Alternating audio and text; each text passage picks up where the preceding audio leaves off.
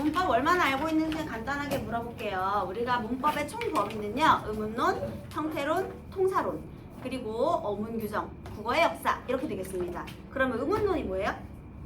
단어, 소부터 시작해서. 그러니까 좋아요. 자, 그럼 의문에 관련된 거거든요. 그 의문의 개념 뭐예요? 뭐에 다니죠 의문이? 소리에 다니지. 그래서 의문론은요. 소리, 그러니까 우리가 말을 할 때 이 소리 관련된 단위에 대한 공부를 하는 거예요. 그래서 너네들이 배웠던 의문의 변동 그런 것들이 다 의문론이에요. 자, 그 다음 형태론. 형태론의 단위는 형태소예요. 자, 그럼 형태소의 개념 뭐예요? 뜻을 가진. 이번에 뭐의 취소 단위?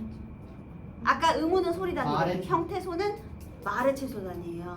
말을 만들어내는 거야. 그래서 여러분 형태소가 모여서 이제 뭐가 되는 거야? 단어가 되는 거야. 그러면 형태소는 의미자질이 있어야 된다면서요? 네. 그러면 단어는 의미자질 플러스 무엇까지 있어야 될까? 형태소가 모여서 단어가 됐어? 자, 그 다음에 단어의 정의는 뜻을 가지고 홀로 쓰일 수 있는 말이에요. 그러니까 뜻도 있고 자립성도 있어야 되는 거야.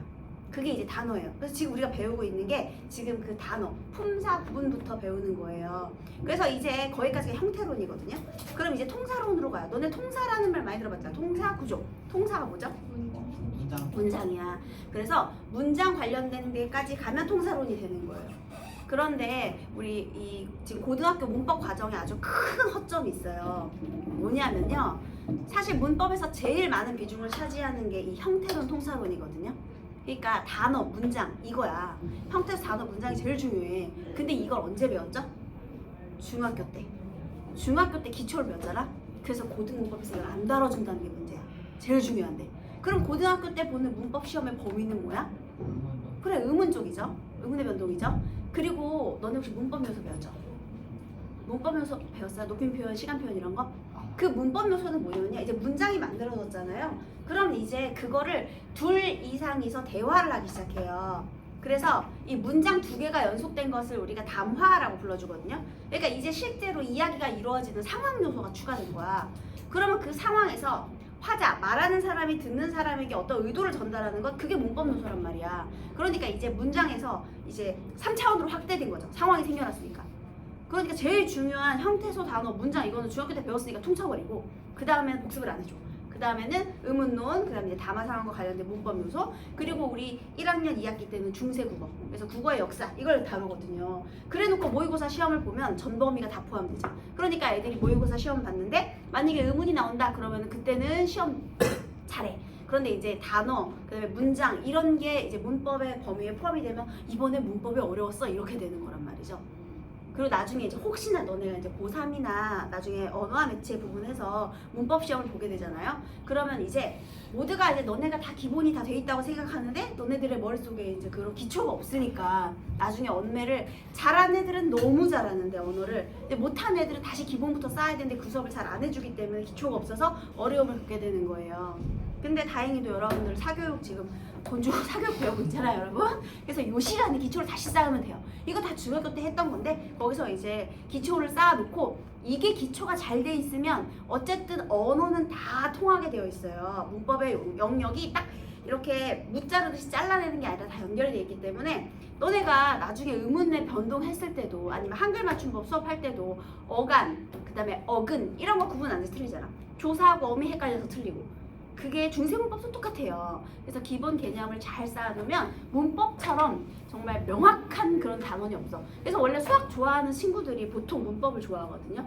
왜냐하면 하는 만큼 딱 떨어지니까.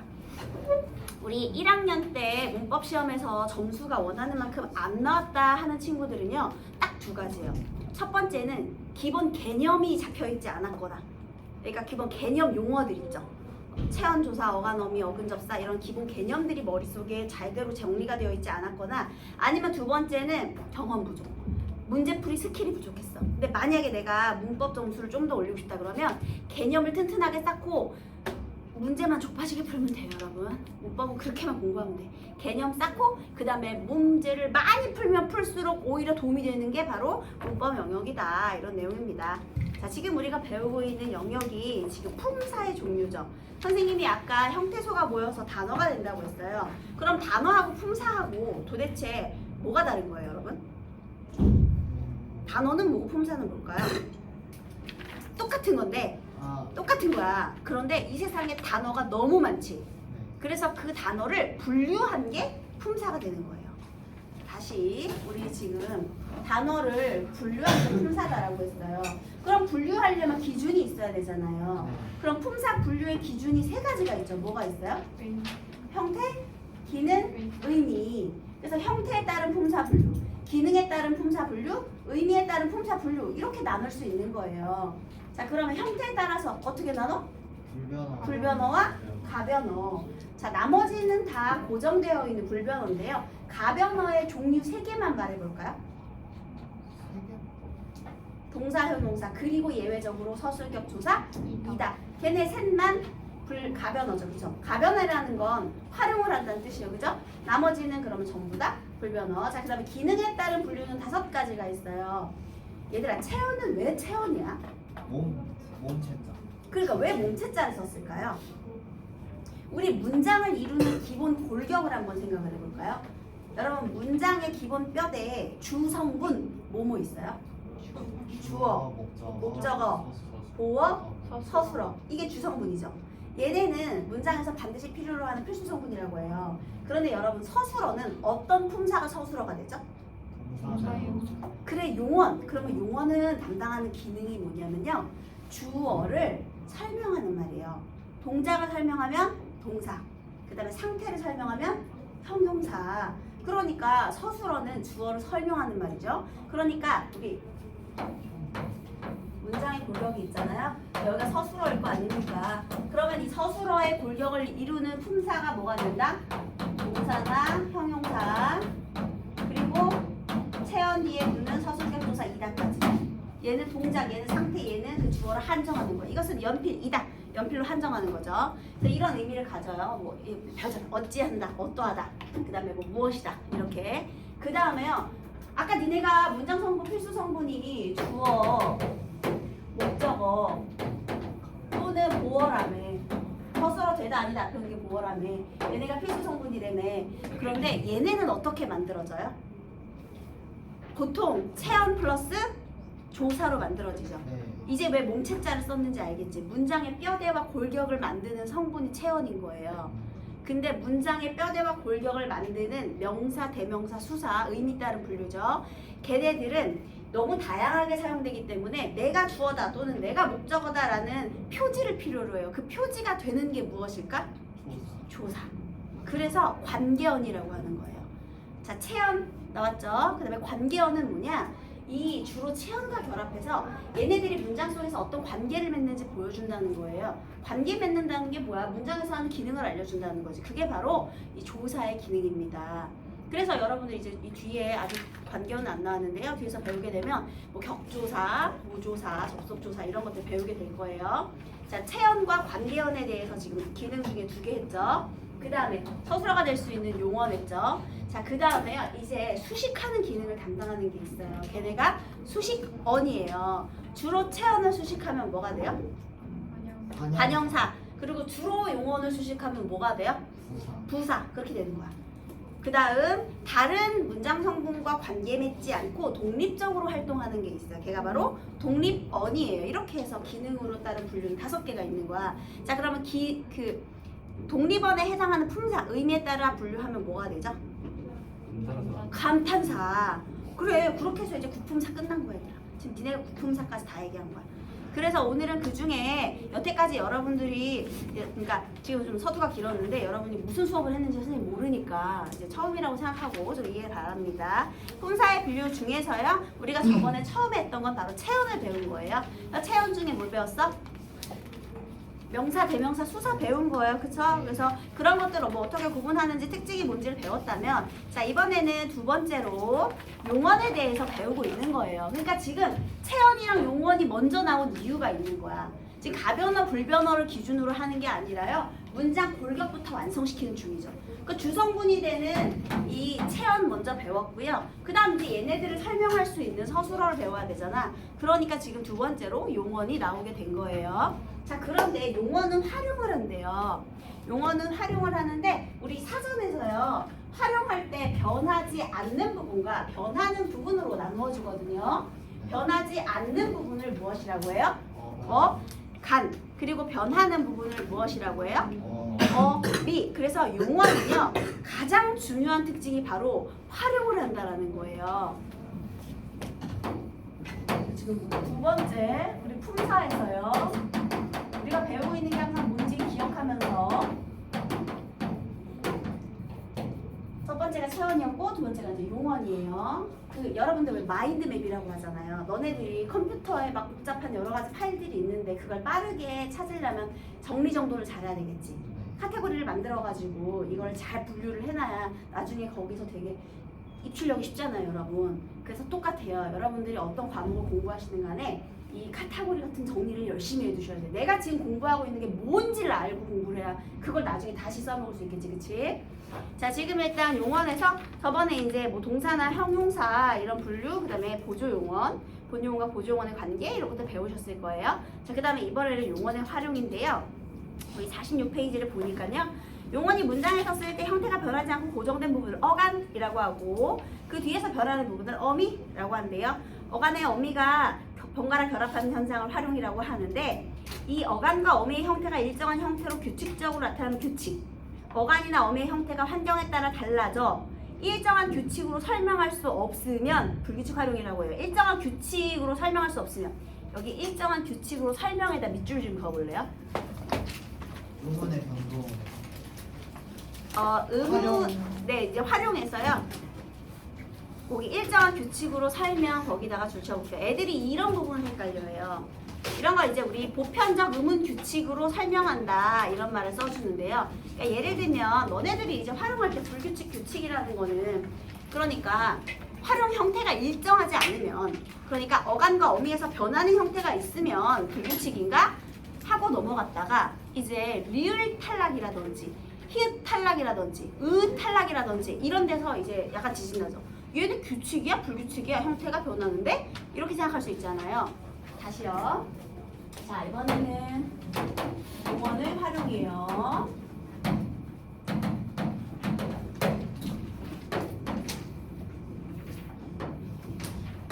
여러분, 동사나 형용사에서 여기 이렇게 변하지 않는 부분 얘를 뭐라고 한다고요? 어간. 그 다음에 어미 중에서요. 단어의 끝에 오는 어미는 무슨 어미예요? 어말, 어미. 그리고 어말, 어미 앞에 결합하는 건? 선어말, 어미. 얘들아, 선어말, 어미의 종류 딱 두 개만 있는 거 아세요? 뭐 있죠? 시제랑 맞아요. 높임이랑 시제 이거 두 개밖에 없어요. 얘들아, 선어말, 어미는. 그리고 선어말, 어미끼리 결합을 할 수 있다, 없다? 있다. 있어요. 얻겠다 이런 거 있잖아. 맞아요. 시었겠다 이런 것도 있고요. 그래서 선어말 어미끼리도 결합을 할 수 있는데 순서는 정해져 있어요. 앞뒤 순서를 바꾸지 못해요. 맛있었겠다는 되지만 맛있게뒀다 이런 건 안 되잖아요, 여러분. 그래서 뭔가 이렇게 순서는 바꿀 수 없어. 자, 그런데 다시요. 여기서 규칙 활용해서요. 어간과 어미의 형태가 변하지 않는 거는 규칙인데요. 거기 두 번째가 중요해요.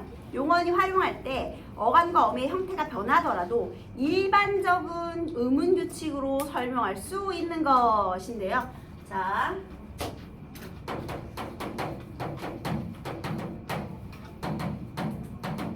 자, 어간과 어미의 형태가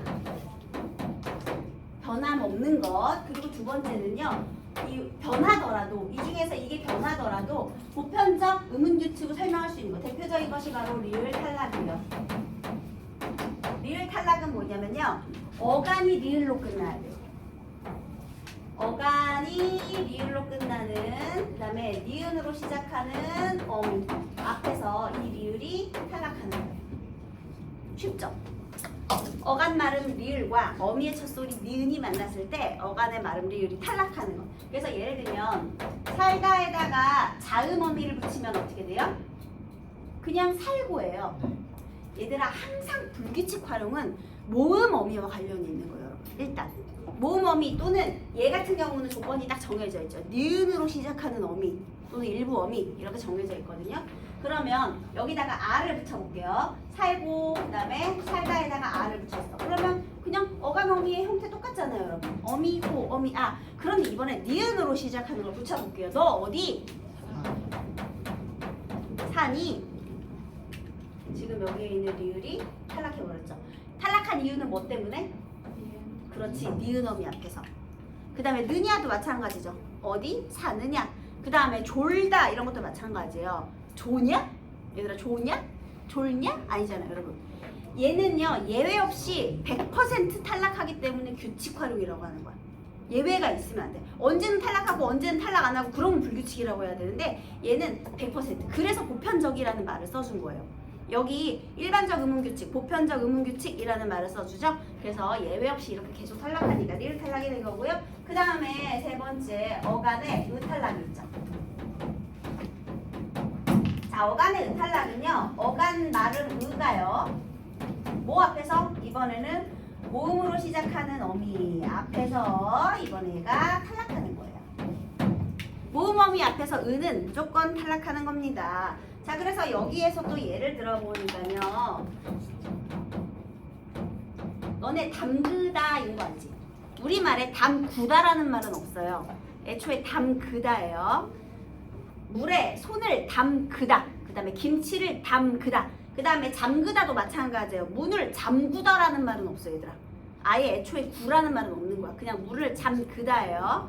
자, 여기 잠그다에다가요 자음어미를 붙여볼게요. 잠그다, 잠그고 이렇게 되죠, 여러분. 네, 그런데 이제 여기다가 알을 한번 붙여볼게요. 항상 모음어미를 주시해야 돼요. 자, 그러면 담그고에 알을 붙이니까 어떻게 됐죠? 담그아가 아니라 담가. 여기에 있던 의 어디 갔나요? 탈락했죠. 그래서 얘가 의탈락. 그런데 어간말음 의는 모음어미 앞에서 100% 탈락해요. 예외가 없어요. 예외가 있다면 불규칙 활용이 되는 거예요. 그래서 자, 선생님이 여기에 다시 한번 정리해 볼게요. 어간이 의로 끝나는 이 용언. 선생님이 어간이 의로 끝나는 용언인데 이렇게 간단하게 썼어요. 첫 번째는요. 의탈락을 해요. 참고로 얘는 규칙 활용이죠. 그 다음 불규칙 활용을 하는 게 있어요. 두 번째, 여러분 혹시 이제 불규칙에서 여기서 배워야 되는데요. 여기 2번 괄호 1번에 어간이 바뀌는 불규칙 활용 해가지고 르 불규칙 찾으셨나요? 그쵸, 거기에. 그래서 일단 이제 르 불규칙도 의로 끝나는 거잖아요. 그래서 르 불규칙. 자, 얘는 모음어미 앞에서 의가 탈락하는 거고요. 얘는 모음어미 앞에서 얘는 의가 탈락했어요. 얘는 어간의 르가요. 리을 형태로 변하는 거예요. 이렇게 간단하게 설명해놓고 여기서 다시 볼 거예요, 여러분. 일단 큰 줄기를 머릿속에 집어넣어놓고 그 다음에요. 또 러블 규칙이 있어요.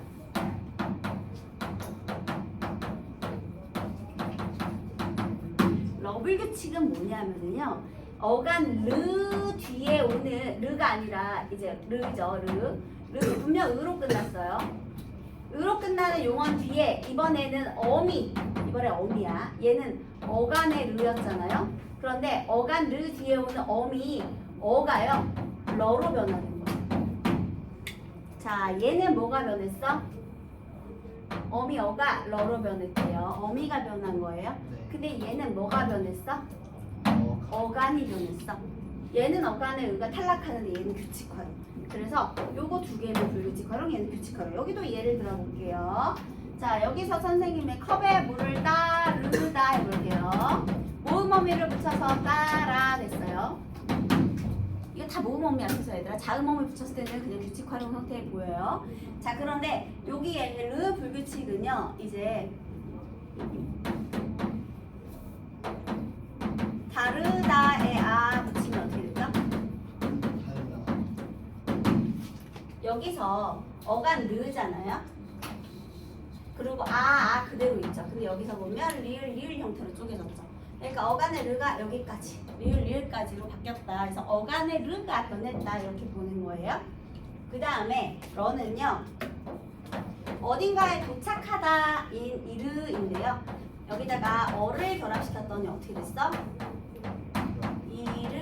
이르러. 자, 여기서 보시면 그대로 어가 러로 변했음을 알 수가 있죠.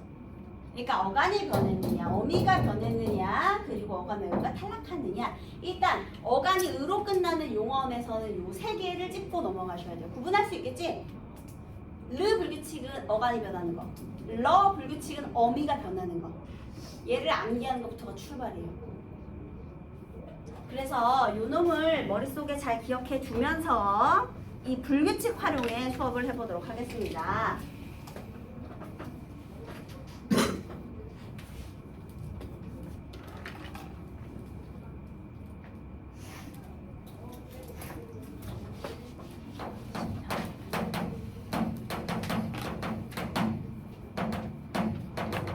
불규칙 활용에서 중요한 포인트는요. 어간이 변했느냐, 어미가 변했느냐, 어간과 어미가 다 변했느냐, 요게 포인트예요. 그래서요. 첫 번째, 어간이 변하는 건, 두 번째, 어미가 변하는 건, 세 번째, 둘 다 변하는 건, 이렇게 구분을 해주셔야 됩니다. 자, 어간이 변하는 불규칙은 5개가 있어요. 그래서 시옷 불규칙, 디귿 불규칙, 비읍 불규칙, 그리고 르 불규칙, 그리고 우 불규칙.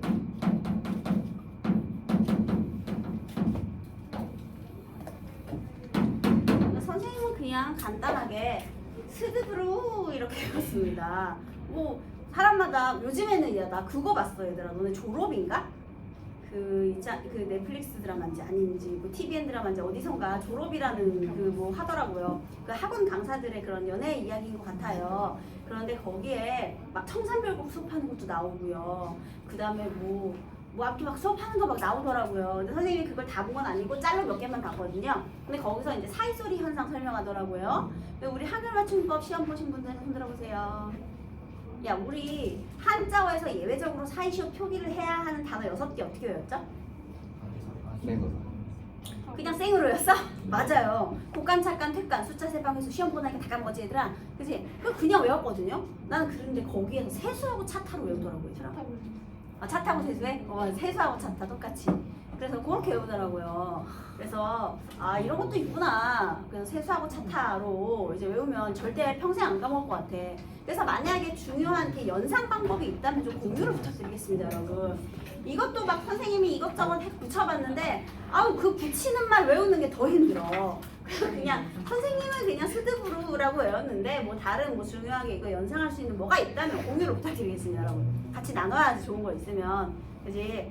자, 일단은요 여기 하나하나 볼게요. 얘들아, 불규칙이라는 건 규칙에서 어긋났기 때문에 불규칙이라고 부르는 거예요. 그죠? 그러면 얘는 규칙 활용이랑 같이 외워야 되는 거야. 원래는 이렇게 해야 되는데 왜 불규칙이냐, 얘를 같이 공부해야 되고요. 자, 일단 시옷 불규칙은요, 지금 선생님이 어간이 변하는 거라고 했잖아요. 얘 이름 자체가 어간, 이걸로 끝나는 것, 이게 바로 불규칙 활용에 이름 붙이는 거예요. 어미는 변한 어미를 이름으로 따주거든요. 근데 얘는 변하기 전에 시옷으로 끝나는 어간, 이 어간이야. 디귿, 비읍, 르, 우로 끝나는 어간을 말하는 거예요. 근데 얘네들의 공통점이 있어. 전부 다 뒤에 뭐가 왔을 때 모음어미가 왔을 때 불규칙 활용을 하는 거야. 자음어미 앞에서는 똑같아. 아무렇지도 않아. 근데 뒤에 모음어미가 와야 돼요. 자, 시옷 불규칙을 한번 볼게요. 여기는요, 시옷이요. 어간의 마름 시옷이 모음어미 앞에서, 다 모음어미 앞에서요. 여기는 시옷이 탈락을 하는 거예요. 여기서 어간 플러스 모음어미야, 얘들아. 모음어미 앞에서 어간이 변하는 겁니다. 자, 그러면 여기서 규칙 활용이랑 불규칙 활용 배워야 한다 했잖아요. 규칙, 불규칙. 원래는 얘들아, 우리 승모근이 솟다 이런 거 하잖아, 얘들아. 솟다에다가 아를 붙이면 소삭 이렇게 활용하죠. 자, 그런데 우리 평가원에서 이런 예시장을 줄 때 소사 이렇게 제시하지 않죠.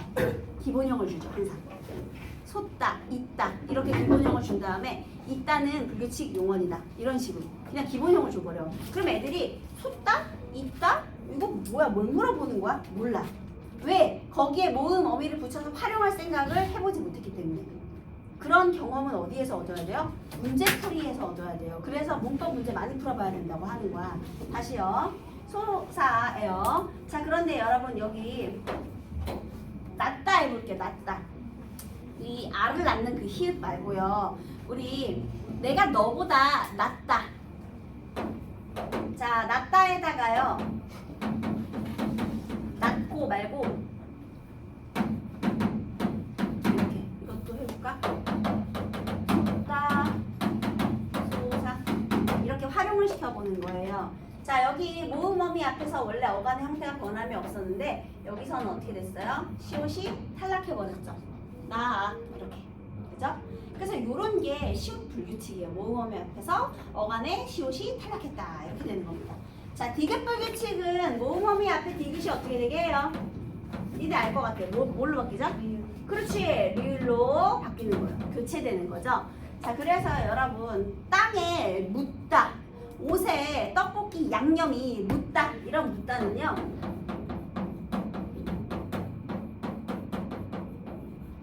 이렇게 있잖아요. 뭐 유치한 거 있잖아요. 너 김 묻었네. 뭐 잘생김 이런 거. 아, 미안합니다. 아유, 미안해요. 자, 묻다 이런 거, 묻어 이런 것들은 규칙 활용을 하죠. 그런데 우리 질문하다 있잖아요. 질문하다.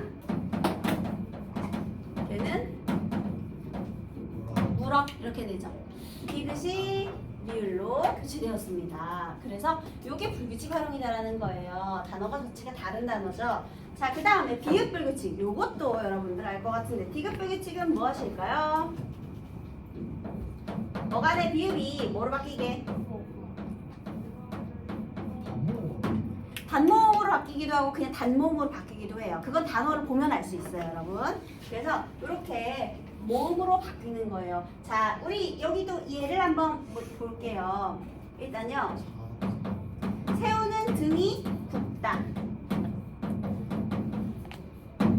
등이 굽어. 이렇게 하죠. 후임 규칙 활용인 거야. 그런데 우리 대표적인 거 굽다, 도와 이렇게 되죠. 자, 여기에서요. 아만 결합해야 되거든요. 그럼 여기 있는 이 반모음 오는 어디에서 온 거야? 비읍에서 온 거예요. 그래서 여러분 여기서 비읍이 탈락하다 하는 정답이 될까 안 될까? 안 된다는 거죠. 오나 우 모음으로 교체되었다라고 하는 것이 맞습니다. 여러분 얘네들은요 왜 이런 일이 발생했느냐? 사실 우리 얘 말고 여기에 있는 시옷은요 중세국어에 이것이었습니다. 무엇이었게요? 아니. 중세국어에 지금은 현재 사라진 음운 중에 하나인데요. 그게 뭐야? 그렇지! 반치음이었던 거야. 그러니까 옛날에 얘는 섰다였고 얘는 낮다였던 거죠. 얘는 낮다였던 거야. 그래서 얘가 탈락해버린 거야. 없잖아 지금. 없어. 그래서 자음 앞에서는 그냥 괜찮은데 얘들아 반치음은 약간 울림소리에 가깝거든요. 그러니까 울림소리 또 모음도 있고 그러니까 모음 탈락하는 것 마냥 모음이 앞에서 탈락해버린 거예요. 그래서 사실은 얘는 진짜 중세의 시옷이었는데 여기에 있는 이 시옷은 반치음의 흔적이기 때문에 탈락을 해버린 거예요. 그러니까 옛날 사람들은 얘를 이렇게 썼었겠죠. 이렇게. 그래서 탈락을 했어요. 자, 그 다음에 요 놈도 있어요. 요 비읍은요 옛날에 중세 때 얘는 그냥 비읍이었어요. 그런데 이 놈은요, 그러니까 옛날에는 이게 그러니까 구버 그냥 구버였어요. 그런데 얘 놈은요 여기에 있는 것이 혹시 여러분 이렇게 생긴 게 뭔지 아시나요? 순경음 비읍이에요. 순이 요 순인데 요거 무슨 순이게? 순음할 때 입술. 경은 무슨 경이게? 가벼울 경이거든요. 그럼 순경음은요 입술 가벼운 소리, 입술 떨리는 소리라고 불러줘요. 여러분 우리 좋은 위치에 따른 자음의 분류 중에서요 입술 소리가 무브프프 있잖아요. 무브프프 다 입술 소리 있잖아요. 얘들아. 입을 막아야 되거든요 기본적으로요. 너네 밥 입술 붙이지 말고 밥 발음해 볼래요? 안 돼. 안 돼. 벌써 안 되죠? 답답하지? 안 되는 거야. 왜? 입술 소리를 입을 닫아야 되는데 입술을 붙이지 말라 그러니까 안 되잖아, 얘들아. 그런데 얘들아, 그 입술 소리가 이렇게 있잖아요? 근데 이게 너무 우리 되게 효율적으로 발음을 해야 되는데 음운의 변동 봐봐. 유비큼도 움직이기 싫어가지고 계속 바꾸잖아. 근데 이거 너무 힘들잖아. 너무 힘들죠. 그 다음에 거기다가 만약에 후설 모음인 아를 발음한다고 해보세요. 입을 닫았다가 혀를 저 뒤까지 밀어내야 돼. 그래서 저 뒤. 아가 후설 모음이잖아, 얘들아. 후설 저모음이잖아. 저 뒤에까지 혀를 모나내기 너무 구차한 거야. 여기부터 저기까지 가야 되니까 얼마나 불합리하니. 그래서요, 얘를요, 입술 가벼운 소리로 발음을 하면 비읍이었잖아요. 오 같이 들리죠. 비슷하잖아, 발음이. 입술 가볍게. 비읍부터 오가 되잖아. 비슷하잖아. 그래서요, 얘를 바꿔준 거예요. 맞아요, 그런 발음이에요. 그래서 순경은 비읍도 사라지면서 자, 옛날에는 원래 이런 표시였겠죠. 봐 이렇게. 그 다음에 이래서 자꾸 쉬는 시간까지 하게 되는 거네. 그 다음에 르 물글식은요, 방금 얘기했죠. 어간의 르가 뭘로 바뀐다? 리을의 형태로. 그 다음에 얘는요, 우리 푸다 뒤에 붙는 우만인데요. 우 물글식에서 우는 탈락하는 거예요. 얘만 들어줄게요. 얘는요, 아까 선생님이 따르다